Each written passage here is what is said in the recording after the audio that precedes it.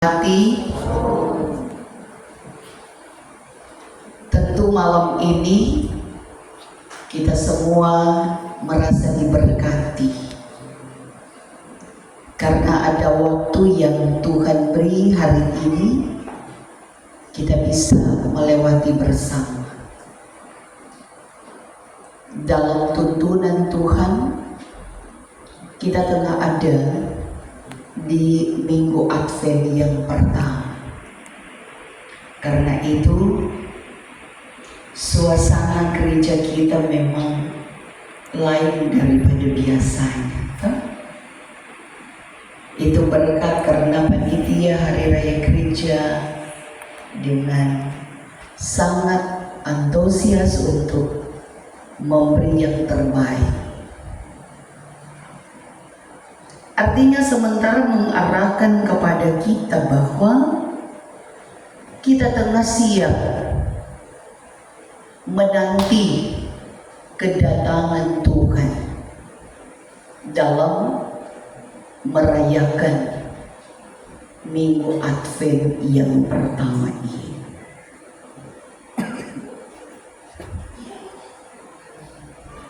Dalam bagian bacaan ini kita diberi tema menanti kedatangan Raja yang bijaksana, adil, dan benar.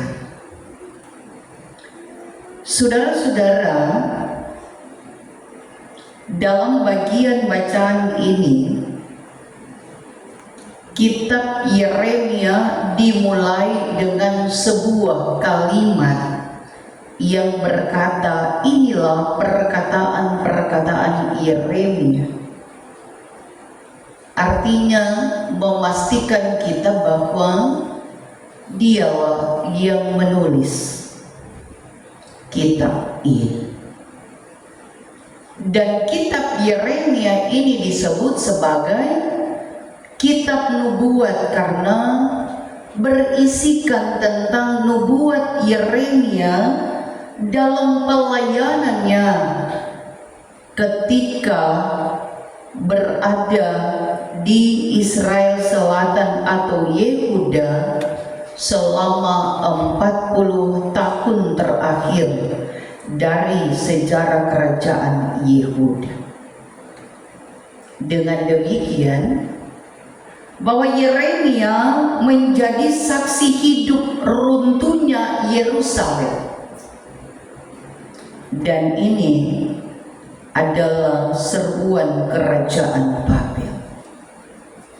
Siapakah Yeremia itu?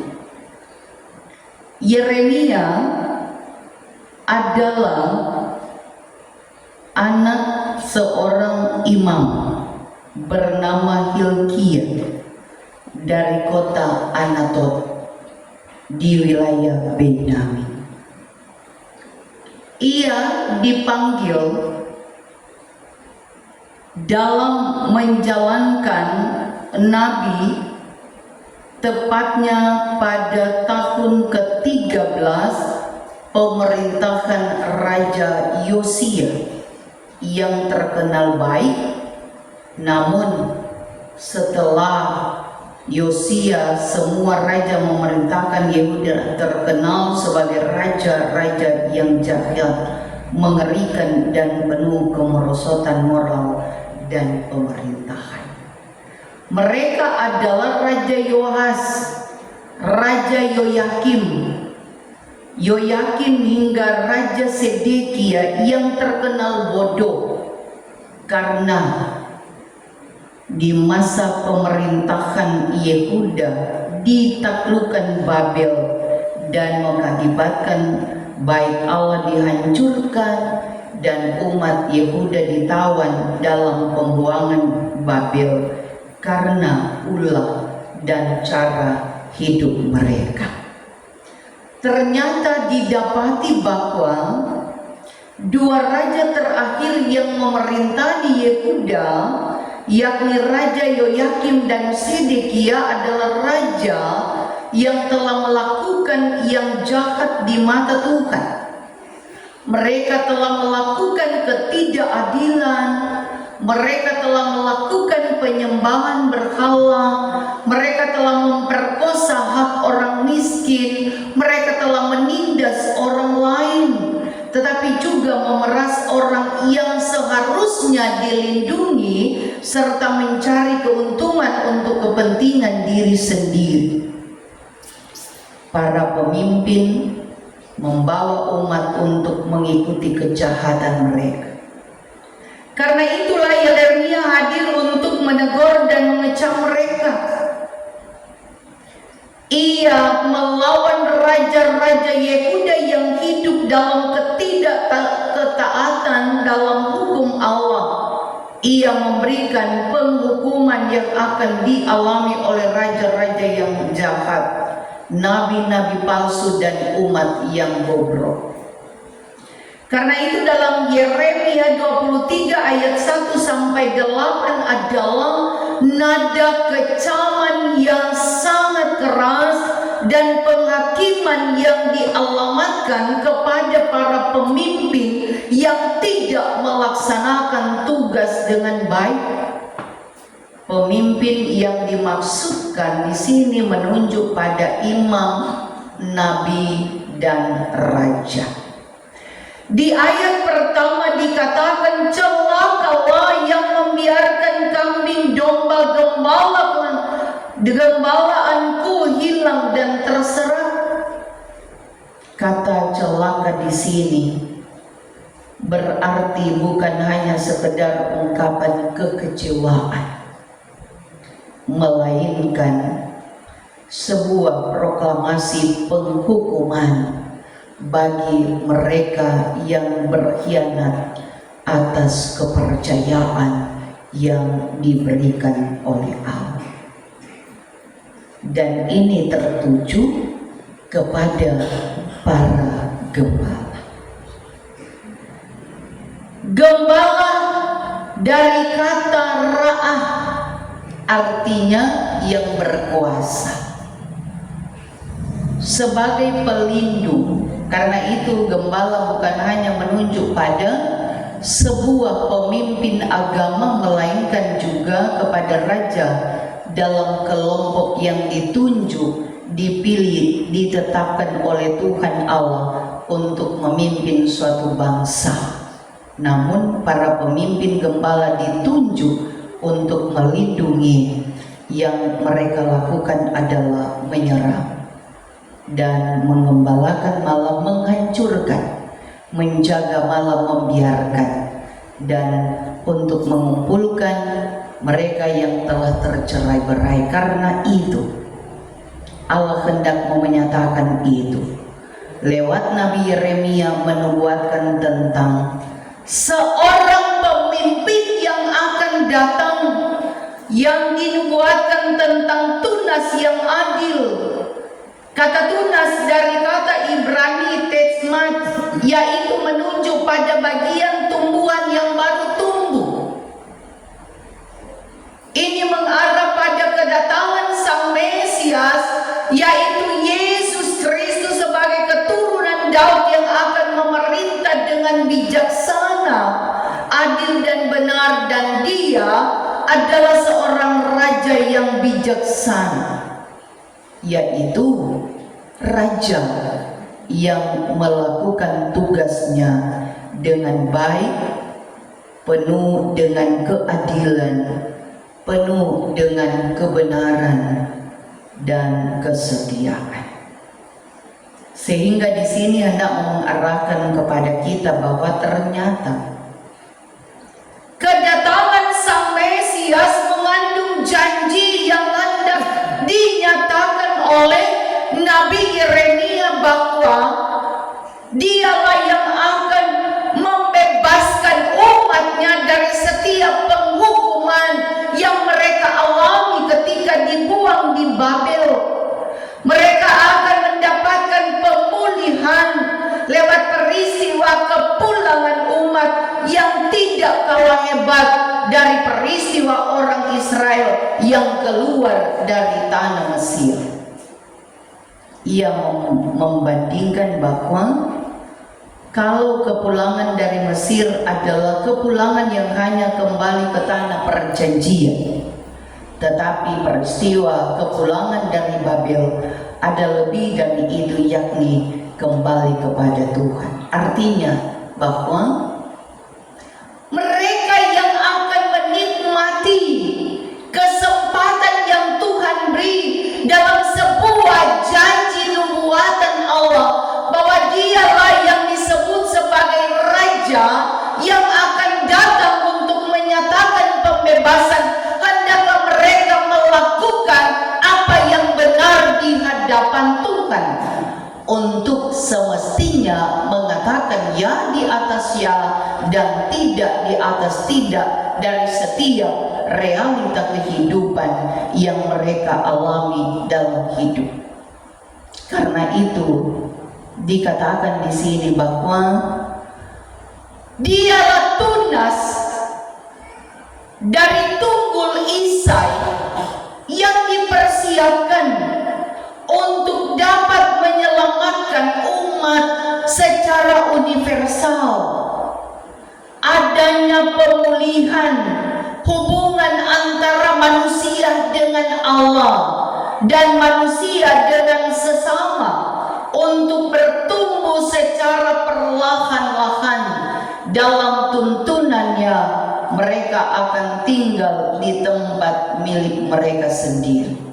Artinya pada akhirnya Allah menyatukan kembali mereka dari yang tercerai-berai untuk menjadi satu kembali. Karena itu dalam pesan firman di bagian Yeremia pasal 23 ayat 1 sampai 8 adalah bagaimana kita yang menjadi seorang pemimpin ketika dipercayakan dalam tugas kita, baik di jemaat, di kolom yang disebut sebagai pendeta, penatua, diaken, tetapi juga kita sebagai kepala keluarga dalam keluarga kita, hendaklah kita mampu melakukan yang baik ketika dipercayakan dalam tanggung jawab untuk dapat melakukannya dengan baik, tidak untuk mencari keuntungan. Artinya bahwa kita mampu belajar dalam memikul tanggung jawab, mulai dari sesuatu hal yang kecil. Dari ketika kita bisa mengerjakan dan melakukan itu dengan benar, maka kita juga dipercayakan untuk melakukan hal yang besar dalam sebuah tanggung jawab. Dan yang paling utama adalah andalkan Tuhan dan hiduplah dalam takut akan Tuhan. Apa makna kita ketika kita memasuki minggu Advent yang pertama? Dari bagian Alkitab kita dalam bacaan ini ternyata kita diingatkan bahwa sementara menantikan perayaan Natal tapi juga menantikan kedatangan Tuhan kembali, nantikanlah Dia dalam sebuah pengharapan untuk betul-betul kita menyiapkan hati kita. Kita menyiapkan kehidupan kita untuk pertama kita bisa memberikan dan menyatakan sebuah pertobatan dalam sikap dan perilaku kita. Kedua, bagaimana kita menyambut Natal di dalam minggu Advent ini ternyata mengingatkan kita untuk betul-betul mempersiapkan diri dengan menyatakan kasih yang sesungguhnya, jangan kasih yang pura-pura. Karena banyak di antara saya dan saudara-saudara menunjukkan kasih yang pura-pura. Walaupun memang disadari bahwa keterbatasan kehidupan kita manusia, kadang kita terjebak pada sikap dan perilaku kita manusia biasa. Kita tidak mampu memahami bahwa sesungguhnya di balik kasih yang hendak Tuhan nyatakan adalah bentuk sebuah pengorbanan untuk menjadi satu tanggung jawab bagaimana kita bisa membayar harga kita kepada Tuhan untuk bisa memberikan dan menyatakan kasih kita bagi sesama kita. Kita tetap terus dalam keaktifan kita bekerja, dalam keaktifan kita melayani, hendaklah kita lakukan kebaikan dan kebenaran, bersaksi tentang kasih dan kesetiaan Allah yang meliputi kita. Dari bagian bacaan ini, pesan firman Tuhan lewat nubuatan dari Nabi Yeremia bahwa melalui diri Yesus Kristus yang adalah tunas yang adil, Raja yang bijaksana, adil dan benar, adalah penggenapan janji Allah. Karena itu tidak ada satupun manusia yang meragukan setiap janji keselamatan yang Tuhan beri bagi kita yang terus percaya kepadanya. Karena itu teladanilah dalam sebuah komitmen kehidupan untuk jangan kita takut menyuarakan sesuatu yang benar. Seperti Yeremia yang bisa dan mampu untuk mengatakan itu, yang memberitakan keselamatan dalam suara yang dapat membawa sukacita bagi umat Israel. Karena itu kita semua ditantang untuk punya sikap dalam mana kita bisa mampu memberkatakan suara kita yang benar tanpa harus melihat siapakah dia.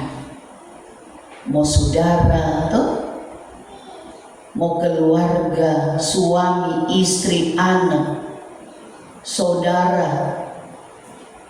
Ketika kita hendak menyatakan yang benar, suarakanlah itu dengan berani tetapi punya hikmat dan bijaksana. Kita mampu menyuarakan itu dengan benar untuk bisa merubah dalam kebiasaan kehidupan yang tidak dikenal Tuhan. Karena itu yang paling utama adalah hidup dalam takut akan Tuhan. Karena orang hidup dalam takut akan Tuhan, orang bisa menyampaikan yang saya katakan tadi, ya di atas ya dan tidak di atas tidak. Tapi zaman sekarang kan orang terjebak dengan ketika mereka ada dalam pembelaan diri, dalam kesalahan yang ketika ditegur malah membenarkan diri untuk menyampaikan hal-hal yang tidak baik bagi orang lain. Tapi semua itu ada dalam kontrol Tuhan. Karena itu dikatakan teladanilah Yeremia, hiduplah takut akan Tuhan sehingga kita tidak akan pernah menyuarakan yang benar tanpa kita mengingat resiko apa yang harus kita terima. Tapi yang kita akan hadapi adalah sebuah kepercayaan diri kita, meyakinkan kita bahwa janji anugerah Allah dalam sebuah pengharapan iman kita kepada Tuhan akan betul menata hari-hari kehidupan kita menuju pada harapan di jalan yang ditentukan Tuhan. Karena itu mulai sekarang mari kita berbenah diri. Bukan berarti bulan atau di perayaan Minggu Advent, di Minggu penantian adalah bulan untuk kita menyadari setiap apa yang kita lakukan, tetapi sebenarnya setiap saat dan ketika. Bukan mentok di bulan Minggu Advent, di Natal, tetapi kita terajak di setiap waktu dan kesempatan. Mari kita koreksi diri kita, mari kita berbenah diri, mari kita luangkan untuk punya komitmen dalam perubahan dan pertobatan dari setiap karakter kehidupan kita, sehingga kita tidak akan menjadi sesuatu yang tersandung bagi orang lain, tetapi kita akan menjadi orang-orang yang bisa memberitakan sukacita dalam nubuatan janji Allah, bahwa Dia yang kita nantikan kedatangannya yang kedua kali adalah Dia yang disebut sebagai hakim yang adil, yang dapat menyelamatkan dan memberi janji harapan bagi kita bahwa Dialah Allah yang menolong kita, dan Dia yang orang sebut Allah Immanuel, Allah beserta kita. Persiapkan diri kita untuk selalu mengundang kehadiran Allah dalam hidup ini, sehingga kesaksian tentang kasih dan kesetiaan dalam hidup kita tetap terus menjadi sebuah kekuatan dalam kita melangkah kehidupan selanjutnya. Maka Tuhan Yesus memberkati kita semua. Amin.